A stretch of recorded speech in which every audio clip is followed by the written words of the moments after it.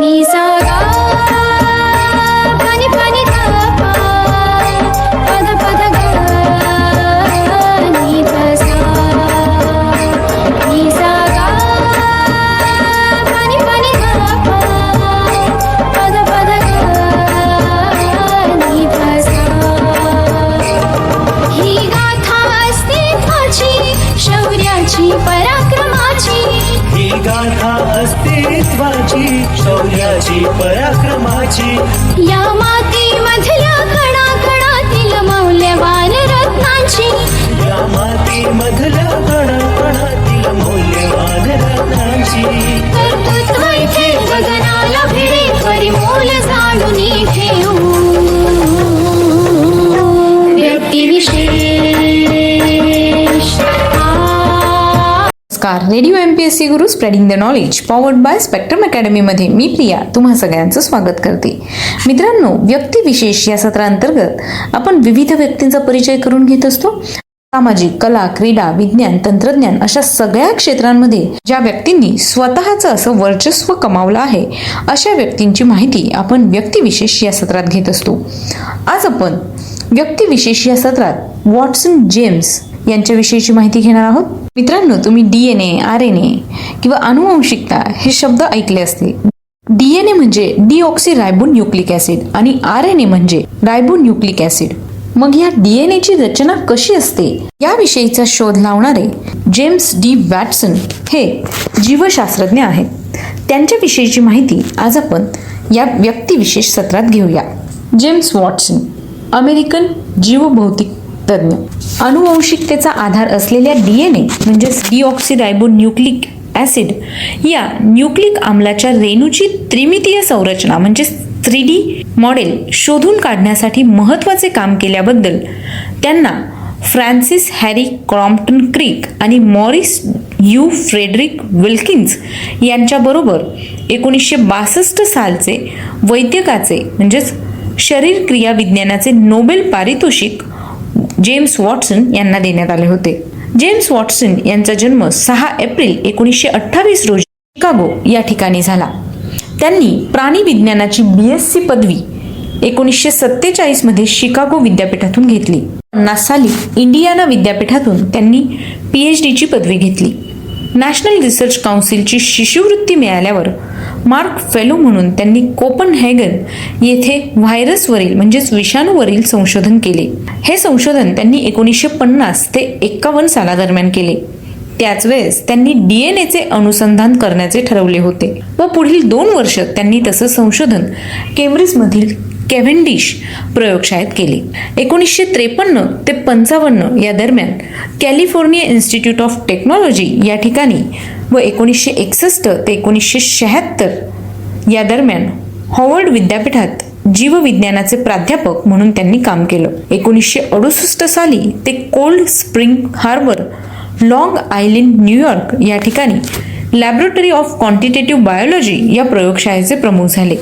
ही प्रयोगशाळा म्हणजे रेणुवीय जीवविज्ञानाच्या संशोधनाचे एक जगप्रसिद्ध केंद्र आहे. व्हायरसवर इंडियाना विद्यापीठात केलेलं संशोधन व ओस्वाल्ड एव्हरी यांचे प्रयोग यावरून DNAचा अनुवंशिक लक्षणांवर परिणाम होतो हे उघड झाले. त्यामुळे न्यूक्लिक आम्लाच्या रेणूविषयी थोडीफार माहिती झाल्याशिवाय जिनांची म्हणजे जनुकांची अनुवंशिक लक्षणे एका पिढीतून पुढच्या पिढीत नेणाऱ्या सुतासारख्या सूक्ष्म घटकांमधील अनुवंशिक घटकांची एककांची माहिती होऊ शकणार नाही याची वॉटसन यांना खात्री होती. तसेच कॅव्हेंडिश प्रयोगशाळेत प्रथिनांच्या स्फटिकातून क्षकिरण पाठवून मिळवण्यात आलेल्या छायाचित्रीय आकृतिबंधाचा उपयोग करून प्रथिनांच्या रेणूंचा अभ्यास करण्यात येत असल्याचंही त्यांना समजलं. 1951 साली विल्किन्स यांची ओळख झाल्यानंतर त्यांनी विल्किन्स यांनी क्षकिरण विवर्तन तंत्राद्वारे अपारदर्शक पदार्थांच्या कडेवरून किरणांचा मार्ग बदलण्याच्या गुणधर्मांचा उपयोग करून या तंत्राद्वारे मिळवलेली स्फटिकी DNAची प्रतिकृती पाहावयास मिळाली. त्याच वर्षी ते कॅव्हेंडिश प्रयोगशाळेत दाखल झाले व तेथे क्रिक यांच्याशी त्यांनी ओळख केली. या दोघांनी मग DNA रेणूच्या संरचनेवर लक्ष केंद्रित केले. यापैकी वॉटसन यांनी क्ष किरण विवर्तन तंत्र आत्मसात करून प्रयोगांवर भर दिला, तर क्रिक यांनी डीएनएच्या संरचनेविषयीच्या गणितीय व सैद्धांतिक बाजूवर लक्ष केंद्रित केले. दोघांनी बेल्किन्स यांच्या तंत्राच्या मदतीने डीएनएच्या रेणूचा त्रिमितीय रसायनशास्त्राच्या दृष्टीने अभ्यास केला. 1952 साली वॉटसन यांनी तंबाखूवरच्या केवडा रोगाच्या व्हायरसच्या आवरणातील प्रथिनाची संरचना निश्चित केली. 4 कार्बनी क्षारक हे डीएनएचे आवश्यक घटक असून ते विशिष्ट जोड्यांच्या रूपात जोडलेले असतात असे 1953 साली अचानकपणे त्यांच्या लक्षात आले. या शोधाच्या आधारे वॉटसन व क्रिक यांनी डीएनए रेणूची सर्पिल म्हणजेच गोल जिन्याप्रमाणे दिसणारी किंवा दुहेरी साखळीच्या पिळाची संरचना सुचवली.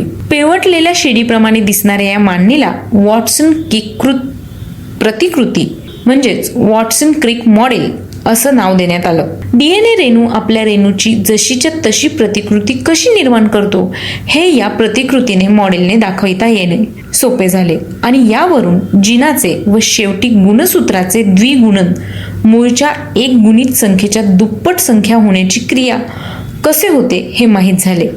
वॉटसन यांनी डीएनएच्या नायट्रोजन क्षारकांच्या क्रमावर आधारलेल्या जननिक संकेतलिपीची फोड करण्यास मदत केली. तसेच त्यांनी ही संकेतलिपी कोशिकेतील प्रथिन निर्मात्या संरचनेकडे पोचविण्याचे काम करणारे संदेशक म्हणजेच मेसेंजर आरएनए यालाच मेसेंजर रायबोन्यूक्लिक ॲसिड हे त्यांनी शोधून काढले. पुढे वॉटसन यांनी कर्करोगाच्या संशोधनावर लक्ष केंद्रित केले.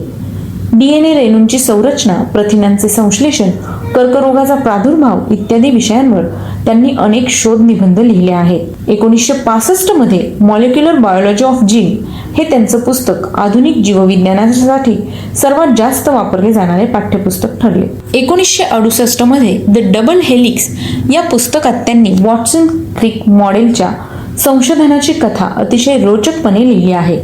या पुस्तकाविषयी काही वाद निर्माण झाले होते, तरीही ते लोकप्रिय होऊन सर्वाधिक खपाच्या पुस्तकांत त्याची गणना झाली. याशिवाय जॉन टूज यांच्या जोडीने त्यांनी द डीएनए स्टोरी याचबरोबर 1983 मध्ये the recombinant DNA a short course, the molecular biology of cell 1986 मध्ये ही पुस्तके देखील त्यांनी लिहिली.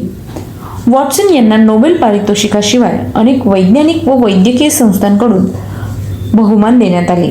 1959 साली एली लिली, 1960 मध्ये लास्कर या पुरस्कारांनी त्यांना सन्मानित करण्यात आलं. याचबरोबर शिकागो यांच्याकडून 1961 साली त्यांना DSc, 1965 साली त्यांना LLD आणि MD या पदव्यांनी सन्मानित करण्यात आलं. याचबरोबर क्लेअर कॉलेजर 1967 मध्ये, 1981 मध्ये रॉयल सोसायटी ऑफ लंडन यांच्याकडून सन्माननीय फेलो जॉन जे कार्टी यांचं सुवर्ण पदक, त्याचबरोबर प्रेसिडेन्शियल मेडल ऑफ फ्रीडम 1977 मध्ये देण्यात आलं. तर मित्रांनो, अशा प्रकारे आज आपण जेम्स वॉटसन ज्यांनी डीएनएची रचना शोधून काढण्यास मदत केली त्यांची माहिती बघितली. तुम्हाला ही माहिती कशी वाटली याबद्दलचे तुमचे फीडबॅक आम्हाला नक्की पाठवा.